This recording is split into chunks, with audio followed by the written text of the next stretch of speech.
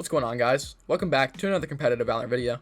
Today, in this video, we'll be going over last night's NA VCT matches, which were absolutely insane. Today, we're going to go a little bit out of order, but I'll put timestamps in the description so you guys can skip to different segments. Anyways, let's get right into it. To kick things off, let's talk about Sentinels versus V1, two of the main favorites heading into this tournament, and one of them will go home early. In this case, it was Sentinels.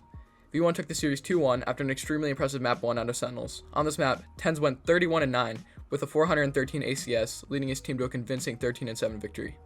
As we all know, this did not keep up. Sentinels went on to lose Ascent and Fracture 13-9 and 13-8 respectively. Some amazing plays were being made by guys like Shazam, but it just wasn't enough to push Sentinels over the edge. Many fans on Twitter were claiming that this loss stemmed from the poor performances out of Zombs and Dapper, which honestly might be true. They had identical series stats, which are on your screen now.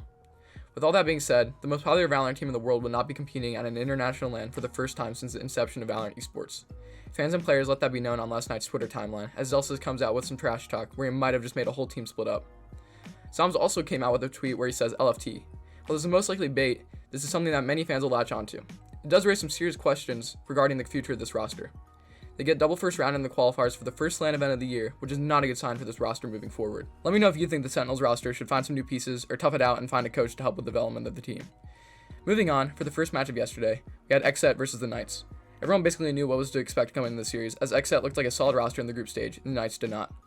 The Knights barely qualified for playoffs and honestly were an upset qualification over teams like 100 Thieves and NRG. The series ended in a dominant 2-0 in favor of XSET, with Split going 13-8 and Breeze going 13-7. This series also saw huge performances out of Cryo and Zekken, and pretty poor performances out of most of the Knights roster. With how good players like Cryo have been looking, it is tough to think about the fact that an org like 100 Thieves could have had him on the roster, but instead it went with a different route, with a team that honestly seems dysfunctional. Anyway, that's going to do it for today. Let me know what you guys think in the comment section, but be sure to stop by tomorrow for more updates on VALORANT esports. Goodbye!